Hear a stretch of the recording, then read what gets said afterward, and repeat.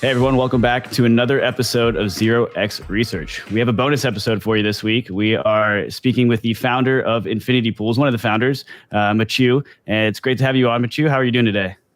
Yeah, not too bad. Thanks for asking. Yeah, you guys have been talking to town of all of crypto Twitter over the past couple of days. So super excited to have you on and kind of peel back what Infinity Pools can really do for the perps landscape. And so that's probably a great place to start is, when you look out into DeFi and centralized exchanges as well, like what does the perps landscape look like to you? And then maybe if you could end that conversation with, what did you think could be optimized and how did that lead you to building Infinity Pools? Yeah, absolutely. So I also want to give a little bit of context, which is that Infinity Pools was actually built by the same team that built Lemma Finance. About a year or so ago, we were the first protocol to build out a stablecoin backed by perps and a perp short position, or what they call delta neutral perp position. So initially we were very, very bullish on perps in general. I coming into the space, I had an entire thesis about derivatives blowing up in crypto, and really kind of doing the same ratio of volume that they do in traditional finance or CeFi, right? So if you look at sexes today, spot is a tenth of the volume that goes on. Derivatives and specifically perps are at least an order of magnitude bigger in size, and so that was kind of my thesis going in, that derivatives would come in and essentially do the same thing. And perps would just grow to be this massive, 10x bigger opportunity than, whatever Uniswap, 1inch, et cetera, did. And obviously that thesis, today, kind of came alive, but I want to say it's probably not as much as I expected. And, the growth was not what expected, and was a little disappointing. And I think really the main reason behind that, and, the reason that I've kind of calibrated my thesis going forward is that Uniswap was not popular and didn't, get all of this attention because it was spot trading on chain. They solved a real UX problem, right? Which was that they offered access to spot trading for the long tail of assets, and they listed those assets 10x faster, right? So it had nothing to do with, it's on chain and transparent. Those are all fantastic things, but in the end, the reason that it got so popular was because they offered a 10x improvement on two fronts, which was speed of listing and number of assets over its CeFi competitors. Now, unfortunately, I kind of expected the same thing to happen with perps, right? Where an innovation would, allow for perps on the long tail of assets, et cetera, et cetera. Unfortunately, when you're dealing with oracles, and specifically oracles on the long tail of assets, you're going to get wrecked. Just oracle manipulation on the long tail of assets is a surefire way to essentially wreck everyone involved, both traders and LPs. And perps essentially do rely on oracles, which means that long tail assets are never going to have perps, and it was also quite a sad realization for us too, right? Because once again, we were built on top of, and we really believed in perps at the time, but we didn't see that 10x innovation. Essentially, that we didn't see any any 10x improvements over what we saw in CeFi. What we saw was, just a copying and pasting of perps that lived in CeFi on chain, and Yeah, unfortunately, that was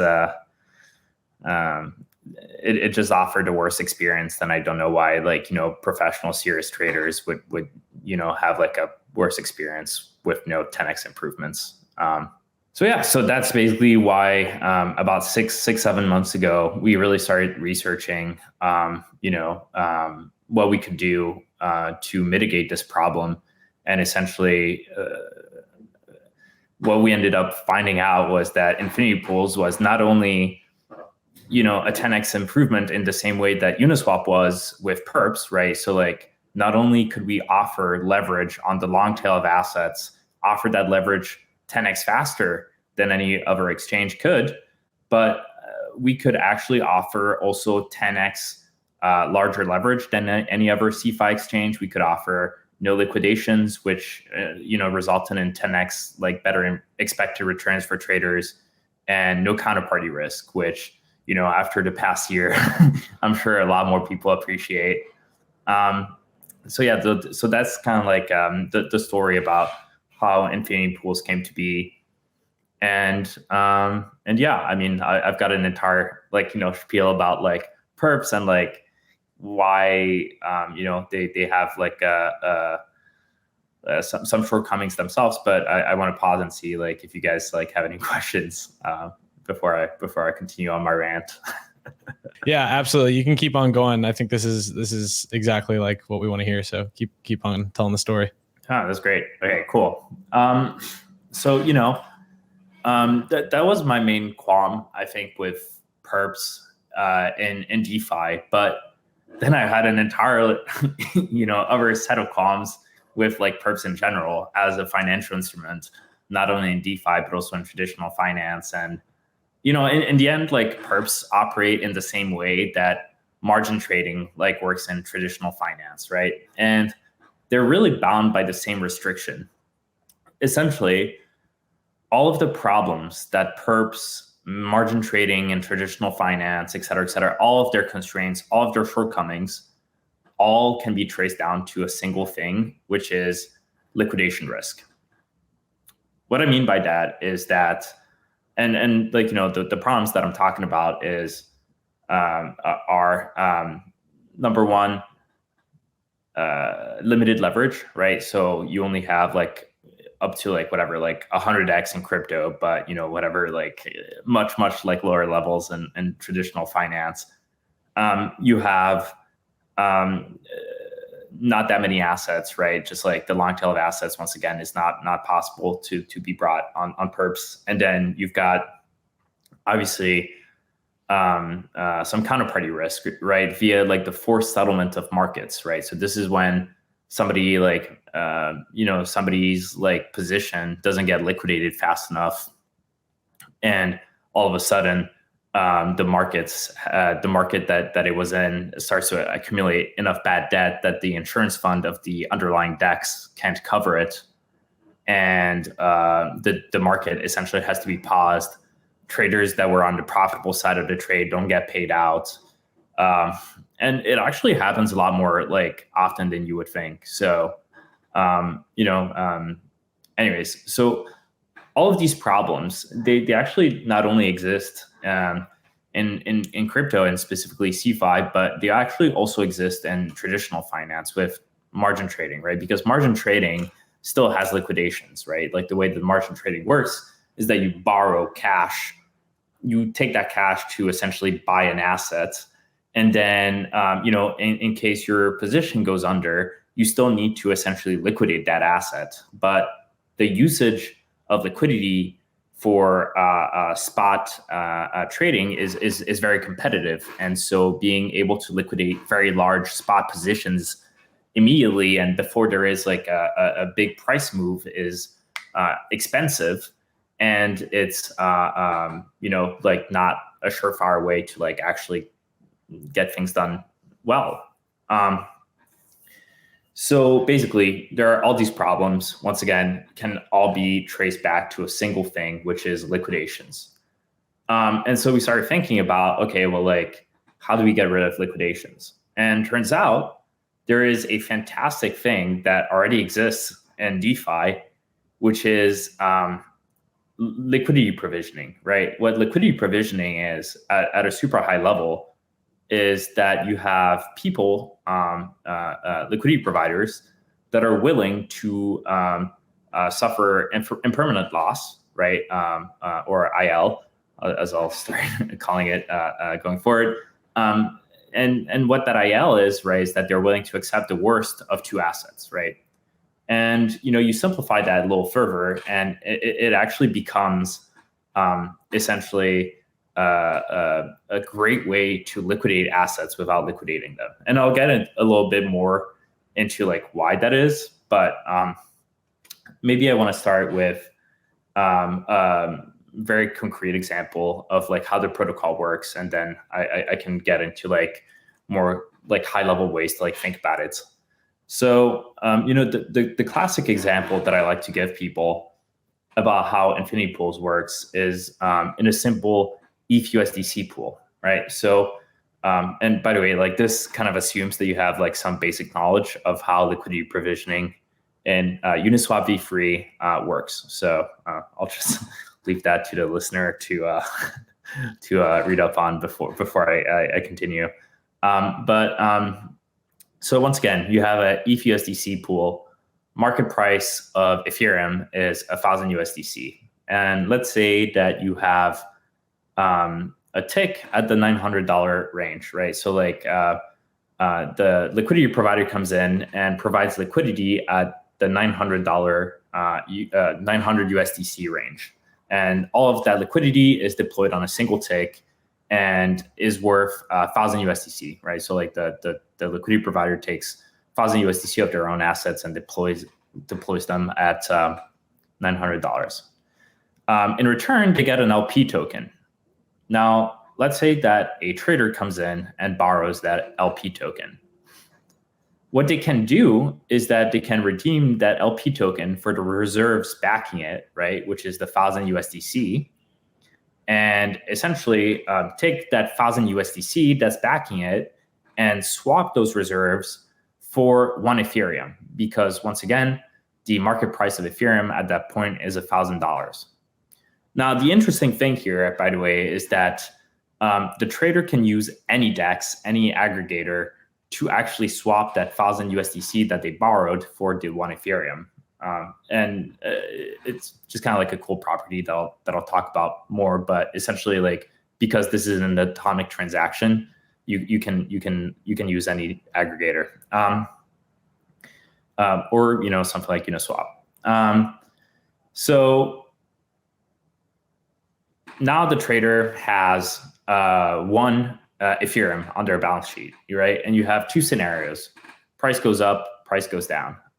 So the price goes up scenario is a lot easier to digest. It's, let's say the price goes up to 1.5K per Ethereum. Trader can take their 1 Ethereum and sell it for 1,500 USDC. Now, with those 1,500 USDC, the trader can take $500 in profit and then use the remaining 1,000 USDC to mint back the LP token at the $900 range, right? At the $900 tick, and essentially make the liquidity provider whole, right? So they pay back their debt plus interest, right? So that's the all that is well and as well scenario. Obviously, things get a lot more interesting when the trader loses money. So let's say that the trader, let's say that the price of Ethereum falls to $900. So right above the liquidity range, hasn't quite crossed it yet. The liquidity provider is still expecting back 1,000 USDC, right? Because the liquidity range has not been crossed. So what happens at that point is that the trader can only sell their Ethereum for their 1 Ethereum for $900. So they're in the hole for $100. So let's call that the max loss at $900. Now, the interesting thing, and like the entire concept, I don't know if that's the best way to put it, but that that really allows us to like cap the losses and offer the unlimited leverage is that below $900, once the liquidity threshold, once the liquidity range of the underlying LP is crossed, the liquidity provider is no longer expecting back 1,000 USDC. They're expecting back 1.1 Ethereum, right? So 1,000 USDC times over 900.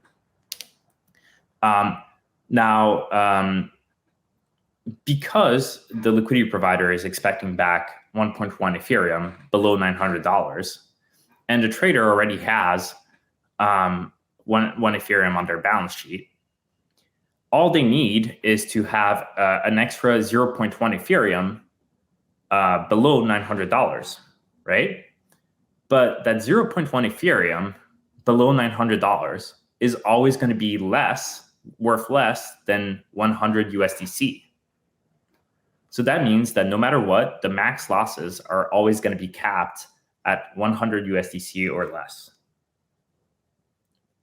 So if the max losses are capped at 100 USDC, and you can essentially deposit 100 USDC as collateral to borrow this LP token, which is worth $1,000, then that means you have 10x leverage. But if you were to borrow an LP token at the 999 liquidity range, at the 999 USDC tick, then the max losses would no longer be $100, but they would be $1. And that means that with $1 you can borrow up to 1,000 US dollars, which is 1,000x leverage. And obviously, the closer and closer you get to the market price, and the closer you can borrow an LP token to the market price, the more leverage it enables. Wow. Okay, that's super exciting, and there's a ton to unpack there. So, first thing that comes to mind is like one of the last things you said is the maximum amount of leverage then capped at the UniV3 tick range. That's correct. Yes. So practically speaking, in our V1, Infinity Pools is only going to be able to offer about 1,000 to 2,000x leverage, which honestly should be enough to satisfy most people. But well, come on, that's it. I'm kidding. Yeah, and eventually, like it'll grow to like higher than that if there is truly desire for it. But yes. Awesome. And so like now I guess what I'm thinking is, all right, so let's say the trade moves against the trader, right? And so the price is falling. When it crosses over the like that $900 range, let's say, then does the trader's position automatically get closed out, or are they just like, essentially out of the money, but still holding on to the collateral? Yeah. So the latter. And that's a great way to put it. Like definitely there is like an entire options like parallel that can be, that we can like use. But to stay kind of like more DeFi specific, yes, essentially the trader can keep their position open no matter where the price goes, as long as they keep paying the interest on the LP token that they have borrowed. So when they stop paying that interest, it's not a liquidation. It's more like not rolling an options position, to use the term you just did. So would the funding fees be taken out of the trader's collateral like automatically as the fees accrue? Yeah, correct. So a big, like really like the way that leverage, right? Like leverage is not only a factor of the money that leverage is not only a factor of the minimum, then it's not only a factor of the max loss, it's also a factor of the interest, right? So you got to add essentially the max loss and the interest that you pay to actually figure out what the leverage is, right? So for example, if your max loss, once again, for 1,000x leverage is $1, but then you have to pay another $1 upfront in interest, then your leverage is actually 500x. It's not 1,000x. So basically, to us, yes, it is very much intertwined. And by the way, that's what like Aave flash loans, I believe, are, right? Like a lot of people think that they're unlimited. You can borrow as much as you want, but I believe that it's about 1000x leverage because you still have 0.09% or 9 bips like interest payment. Right. Okay. And so I guess further on that point, then how are interest rates or funding rates determined within the Infinity Pool system?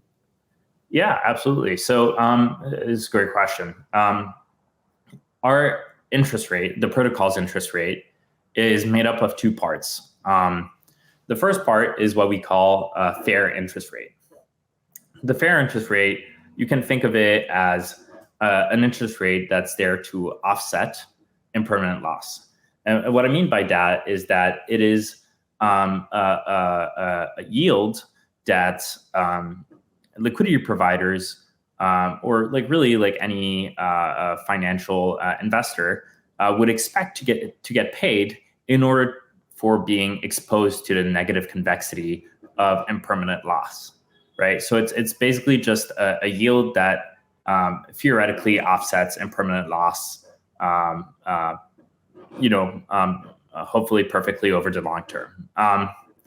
The second part of the interest rate is a utilization rate. So you can think of it as like a Aave or compound type utilization rate. It responds to supply and demand, right? So if the demand for 1000x leverage is extremely high, then the LP tokens that are near the market price will actually be a lot more expensive to borrow, for example, than the LP tokens that are further away from the market price, right? So there's a fantastic mechanism there to really kind of get more liquidity providers to come in and provide liquidity when demand for leverage is high.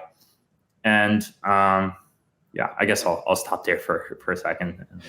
I think, yeah, no, that's great. I think from my perspective, it'd be helpful because you already laid out an example, like going levered long. Can you kind of lay out an example as well, the other direction? Yeah, absolutely. I mean, it's pretty much the exact opposite, right? So to go levered long, what you're doing is that you're borrowing USDC and swapping it for an asset, in this case, Ethereum, right? So in order to go short, you would do the exact opposite, which is borrow Ethereum and sell it for USDC. So the way that you're going to do that is that you're going to borrow an LP token that is above the market price, and therefore an LP token that is deployed at a tick above the market price, and redeem it for the Ethereum that backs it, and then sell that Ethereum for USDC. So pretty much the exact same example, like the opposite way. And actually, like one question that I always get is, what about liquidity fragmentation? Is this a peer-to-peer protocol, right? Because in the example that I gave you, it's a liquidity provider that lends directly to a lender, to a trader. The protocol actually does the mixing and matching by itself, which is actually a super cool mechanism. Essentially, what happens is that number one, you can actually combine different ticks at different ranges to get to the leverage you want. So in the example that I gave you, you have a tick at $900 that's used for 10x leverage. But 10x leverage can actually be created with ticks at other price ranges. For example, you can combine liquidity that's deployed at the 850 USDC tick and at the 950 USDC tick, so above and below, to essentially get to that 900 USDC, to basically recreate like liquidity at 900 USDC. So essentially what the protocol does is that when the liquidity provider deposits their token, the protocol essentially does mixing and matching off chain to like see what is like the best combination of liquidity to create the leverage that is being asked for by the trader, right? So the trader goes, hey, I want 10x leverage. The protocol is going to look, okay, what ticks are available? what are the interest rates for each individual tick, right? And then combine those ticks to create the cheapest leverage for the trader. And that way it's a peer-to-pool to peer, Aave or compound style again. And, there's zero liquidity fragmentation. Now that's okay. That's an interesting mechanism because I was thinking about the supply side of this, right? Like it's a two-sided protocol with traders and LPs. And on the supply side, are you aiming to attract liquidity that will say, hey, I'm just coming to, like, I want to be an Infinity Pools LP, but whatever they do with my liquidity after that is fine? Or is this something who's like attracting LPs that are already UniV3 LPs that are like, hey, like this is a way that I can earn additional yield on something I'm already doing? Yeah, that's a fantastic question. And I think it's going to be a combination of both, right? Just because number one, really, like at a high level, what you're doing here is almost lending out your UniV3 LP tokens, which means that you're not only generating additional yield, but you're also getting paid on a continuous basis. And that second thing is actually very, very important, and I think will bring a whole new set of liquidity providers, or actually, it'll bring a whole new set of investors and yield farmers to the liquidity provisioning ecosystem, if you will. So what do I mean by that, right? Currently, the only way that you can generate yield on Uniswap V3 and like pretty much any AMM is by essentially getting your liquidity in the price range, right? So you need to have the market, essentially the market price really be within your liquidity range. The big difference with Infinity Pools is that even when your liquidity range is not even near the market price, you're still generating yield, right? So in the example that I gave you, once again, where the liquidity is deployed at $900, and the market price is at $1,000, right? So the market price is nowhere near the liquidity range. The liquidity range is still getting borrowed by a trader, which means that liquidity is being used. And if it's being used, then it's being paid for. And basically what that means is that no matter where your liquidity is, you're still getting paid some yield. And that actually comes with some really, really cool implications. One of which is that, so far, most investors had to rebalance, as often as possible to be as near to the spot price and to the market price as possible. But here you could very well see a strategy working where an investor wants to keep all of their assets or all of their portfolio in a single asset, right? And basically what they would do is that they would have they would lend out their token. They would provide liquidity away from the market price. And essentially, as the market price gets closer and closer to their liquidity range, they would move it away. That way, they can continuously generate yield while staying in a single asset. And that completely flips, like liquidity provisioning incentives on their head. And it's pretty cool because, it's also fantastic for passive investors. I think that like one of the things that we've seen specifically with UniV3 is that, passive investors are getting more and more run over.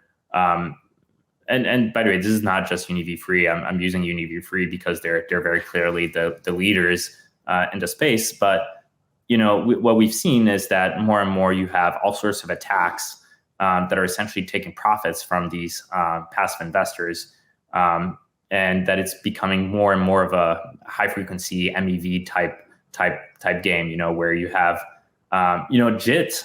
I believe JIT is a good thing in the end for Uniswap as a whole, because it's essentially just like a janky RFQ system, right? Where like somebody like places an order, and then essentially like some liquidity provider will come in at the very last minute and fill that order with like no slippage.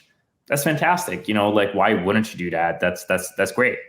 But But who it's not great for is obviously the passive liquidity providers, right? Who are essentially like getting exposed to impermanent loss, but not making any of the fees. So I guess like my point was that Infinity Pools is good for passive investors for 3 different reasons. The first one that I mentioned, right, is higher yields. And I'll talk a little bit more about that, but essentially there are some, if Uniswap like yields are below realized volatility currently, and then you've got realized volatility and then implied volatility, which is above realized volatility, and usually volatility is sold at implied vol or implied volatility levels. Then we believe that Infinity Pools will at least be above realized volatility. It's not 100% mathematically guaranteed, but there are some very, very cool volatility arbitrage. Well, there is actually a super simple volatility arbitrage trade that you can do to make sure that all Ps are always at least compensated realized vol, which means that at a high level, liquidity providers are not losing money, which is better than the current status quo. So that's the first like good thing, right? And then once again, like the volatility arbitrage gets you to realize vol, but then with the utilization rate and with like any extra trades, then like you should get to implied vol, if not above. But once again, can't make any claims on that until we actually launch. So that's the first point, right? Like higher yields. The second point is continuous yield, right? Which means that once again, you can stay in a single asset. You can have your liquidity range that's not even near or in like the market price. Once again, great for passive investors. And the last thing is that because trades are done, because you're paid your yield on a continuous basis and not in a single big chunk like you are in like spot trading markets. We are just-in-time liquidity resistant, right? Or liquidity providers are just-in-time liquidity resistant, right? Because it's spread out over time. You can't just like come in for one block and like claim majority of the profits. Yeah, I guess I'll stop here for now and see if there are any questions. Yeah, this has been great. And I think one of the most interesting parts of this equation is like really on the supply side, because if you think about just like the ETH USDC pool today, for example, like in a UV3 pool, liquidity is not perfectly spread across that, right? It's condensed around the current market price, and as well as like it favors like going long in this equation. So does like the imbalance between the long and short position create any issues for Infinity Pools, or is that like, I'm curious how you guys think about that. Okay, so basically you're talking about the basis, right? So like, are there, or I guess a simpler way, like, because there are more people trying to go long, there might be less liquidity on the long side of things. Is that kind of like what you're asking about? Even like, I guess like, okay, so we thought about who is LPing in like certain tick ranges across the ETH USDC pool, like that it tends to be condensed towards like around the market price, and then specifically like above, I think it'd be above the market price, right? So like how does that impact Infinity Pools? Or do you think like, I guess like a different way to rephrase that question would be really like, I guess how does a tick range for LPs in Infinity Pools like really impact how the ability of traders to take specific to take different leverage positions long, right? So I'm just curious, like, so the example, I guess what I'm trying to get is the example you gave where an LP can come in and like constantly keep their liquidity tick out of range and just keep moving it away from the market price. How does that benefit Infinity Pools? Yeah, for sure. So once again, right, like what you gotta like separate out is the borrowing and then the swapping part of things, right? So Infinity Pools and like, like where most of our liquidity is going to be useful is on the borrowing side of things, right? So like, once again, margin trading is two things. It's you borrow cash, right? To go long, you borrow cash, and then you swap that cash for an asset. And that's how you go long, right? Infinity Pools, once again, separates those two things, right? the liquidity in Infinity Pools is used for borrowing, and that means that like it doesn't matter how far it doesn't matter how close it is to the spot market price. Like it does matter because like it matters a little bit because obviously like the closer it is to the market price, the more leverage it enables, but it matters less, right? And then you've got the swapping part, right, which is like once you've borrowed the cash, you need to swap that. And once again, you can swap the borrowed assets using any DEX, right? Not just Infinity Pools, which means that it doesn't really matter if we don't have like any liquidity to like near spot, but like if we do have liquidity near the market price, that's actually even better for us because liquidity near the market price allows for whatever, like 1000x leverage. But if that liquidity allows for 1000x leverage, that means that it allows for all liquidity levels below it, right? So 1000x leverage LP token allows for 10x leverage too. It allows for 100x. And so, as long as, we have liquidity around like the spot price, the spot market price, that's actually like fantastic. So essentially it's kind of like all scenario win-win, type of thing. Yeah, I thought it was interesting too how you kind of pointed out how you will kind of match different LP tokens at different ranges in order to get the desired leverage. So it sounds like you're definitely going for like the retail user or like the average user, I should say. So do you see this being more so a protocol that is like kind of like a Uniswap, like where it's like the go-to place to trade with leverage, or do you view it more as like maybe something that protocols can utilize underneath the hood? Yeah, for sure. I would definitely say the former, right? I think that this protocol is not good for everyone, not just like, and especially retail. The reason being, once again, that number one, like perpetual future, and like retail has like a high tendency to like be the ones that get wrecked on liquidations on perpetual futures. Especially as they get to like higher levels of leverage. And I don't know if you guys saw like the chart that I had in the Medium article we posted, but the expected returns with Infinity Pools as you crank up your leverage actually don't go down. So number one, we're kind of like protecting retail on their expected returns and from liquidations.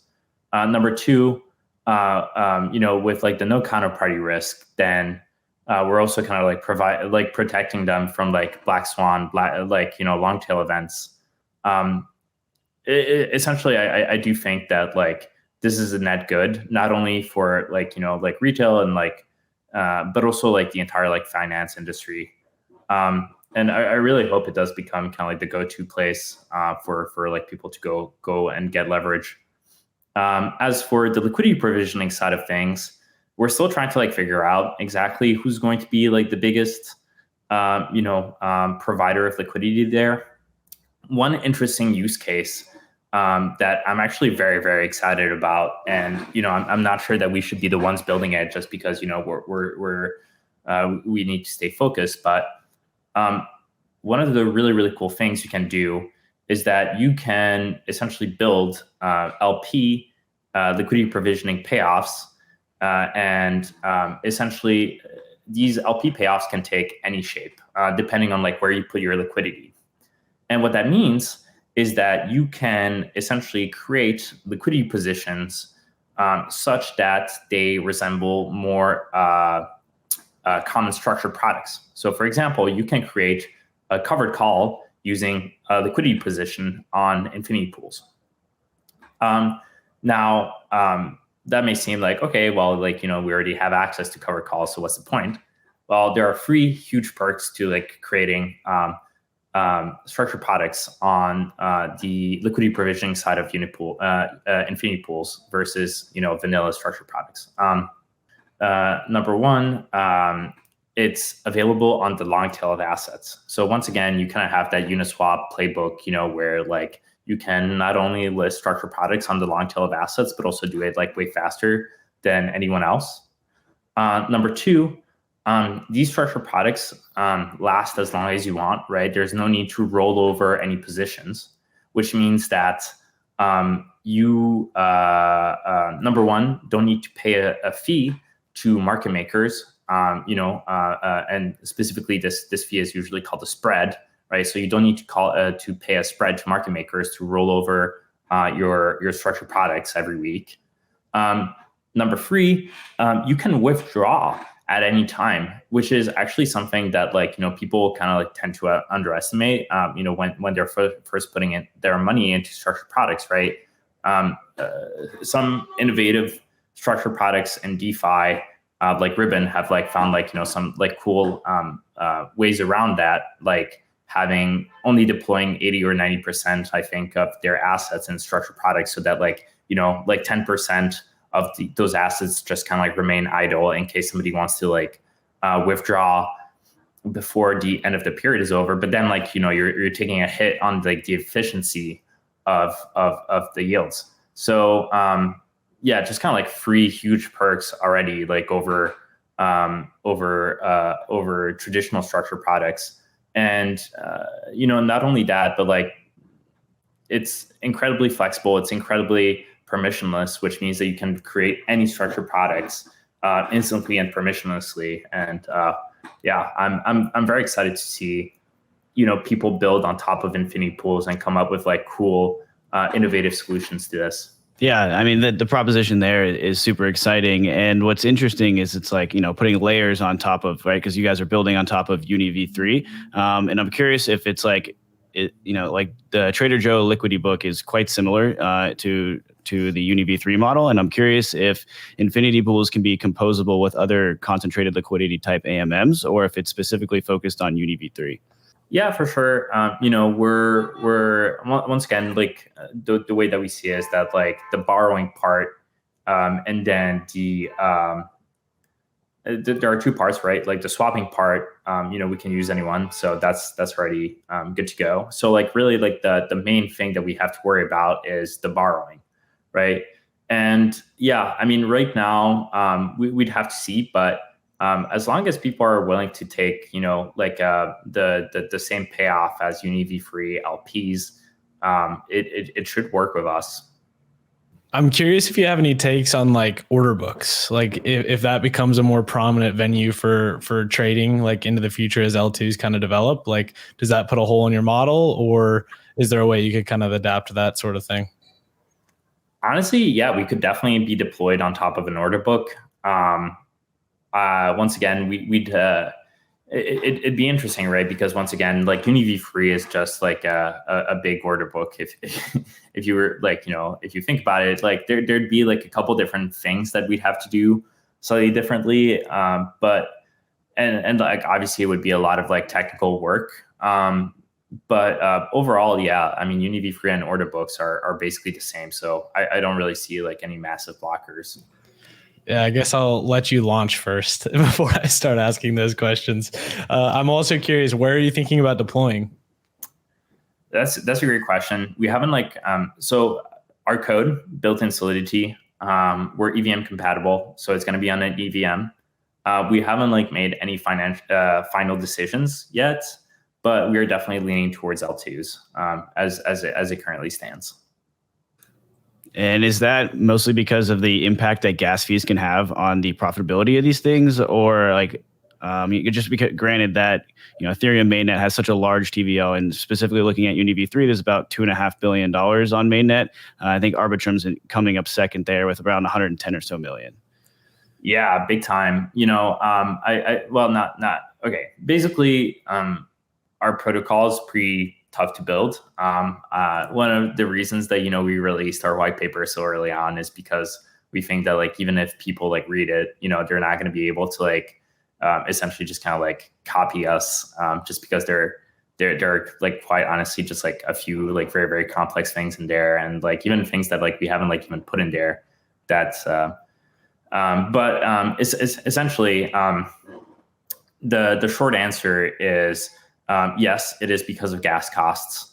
But it's mostly because we don't want to focus on optimizing gas costs initially. We essentially want to ship an MVP fast, prove out the concept, and then take care of gas optimizations and later ship on Ethereum mainnet. So Ethereum mainnet is completely doable because we don't have oracles and we don't have counterparty risk, right? If you had oracles, then you'd be fucked because, block times take forever. But in our case, we're chilling. So it's really just a question of gas costs. Right. And that makes a lot of sense. Just granted out, it's kind of like playing the long game there. And if your view is that the Ethereum rollup centric roadmap is the way, then, kind of makes sense to really focus your building into that model. So this does sound like an incredibly attractive protocol, which begs the question of how is the protocol looking to kind of generate revenue? Or is it, maybe it's running on a more of a public good model, or how are you thinking about that? Yeah, that's a fantastic question, and something that we've actually been discussing internally a lot. One of the very nice things about this protocol is that it's so close to the money on so many different fronts, right? There are so many different opportunities opportunities, or it's a better word. There are so many different places to take off a fee. So one of them is obviously when you swap out your assets using a DEX aggregator, you could take a fee there. When you borrow assets, we could, charge a small interest rate on top of that. There's also some other much more technical nuanced things that I won't get into, but there's essentially another thing where no one is actually really losing. Basically there's surplus in the protocol sometimes, and we can just take that surplus. I really look up to Uniswap in that sense, and I want to see also what they kind of decide to do with their V4. I know that they've also been thinking about different ways of monetizing their protocol, and I'll see. Basically, we've got a couple options. We just really need to figure out which one is the best, not only from a regulatory perspective, but also, from a doing our users good perspective. Yeah. Have you thought much about governance? I know it's very early on, but I'm curious if decentralizing is of utmost importance to you, or if that's kind of something you'd like to push down the line until you get everything operating correctly. Yeah. Once again, great question. Governance. First of all, I'll start off by saying that completely decentralizing governance is a terrible idea. I'm extremely bearish on that. I believe that the best models for DAOs going forward are going to be very centralized, but kind of democratically elected. So for example, the way that democracies are run, right? Where it's still very decentralized. Everyone votes for a given person, but in the end, you do need that concentration of power and of responsibility into a few people. And the reason I say this is because if you knew some of the stuff that goes on behind the scenes at Infinity Pools, you'd be well, okay, 99.999% of people are not going to understand how this works. So why should they actually come in and be oh, okay, yeah, I think this is the right decision? It doesn't really make sense. Now for big decisions that are much more easy to grasp, but then we can talk about it. But in the end, what you really need is a focused team that's got the protocol's best interests at heart. So basically, either run it big public companies are run today, or run it the governments are run today is my best guess for how effective governance is going to be done in the future. Proven governance models. There's a reason that not everyone is making decisions from their phone on the public policy in America or in Europe. Yeah, it took us 1,000 years to get to where we are here in the US. So maybe take a lesson or two from that playbook. I feel that. it's like the Darwinism of governance, you know, where it's like, okay, well, like there's a reason that evolution has, you know, made humans, and there's a reason that like governance is the way it is today. So I don't know, hot take maybe, but I feel like people that have, I went to a talk recently with like another like prominent DeFi founder, and I think he agreed with me. So maybe it's not as a hot take, as hot of a take as I thought, but yeah. Yeah, well, this was awesome. We really appreciate your time. This is like really refreshing to get a project that's building like a completely new like foundational concept. So we'll have to get you back on here in like 4 to 6 months to get an update on where you guys are at. But is there anything else you want to share with the listeners, where to find you, where to learn more? Yeah, absolutely. So, you know, we've got our Discord that's open. Our Twitter DMs are open. I'm pretty responsive on both of those. Usually, these past 2 days have been a little more difficult just because, you know, I've gotten hundreds of DMs, but going forward, I'll try to like improve my SLA. Our white paper is incredibly interesting and a fantastic read. Highly recommend everyone to check it out. And yeah, I mean, we're coming out with a testnet, hopefully late Feb, early March. So, you know, when that's out, definitely check us out, test this out. See how it works. Oh, and yeah, by the way, the UX is going to be super nice. You know, we've got like one of the best front end teams in the entire space. They actually built Matcha before this, the DEX aggregator, which I personally thought had like one of the best UIs. And yeah, basically it'll look exactly like trading perps. So all of that like complex stuff that I talked about, completely abstracted away. It's a fantastic UI UX, and yeah, big shout out to them. You said a ton to be bullish about, but honestly, like that might be the biggest reason on it, to be straightforward. Like crypto is so hard to use these days, and you know, it's like cool for the people like us that are in here doing it every day. But the reality is, if you're going to scale, we need to simplify things. So like strong focus on UX is exciting, and glad to hear that you've managed to bring in some gigabrains around you to help build out kind of every inch of the protocol. But Matthieu, this was incredible. I really appreciate you coming on, and thanks. We'll definitely be watching along. Thanks, guys. Thanks for having me.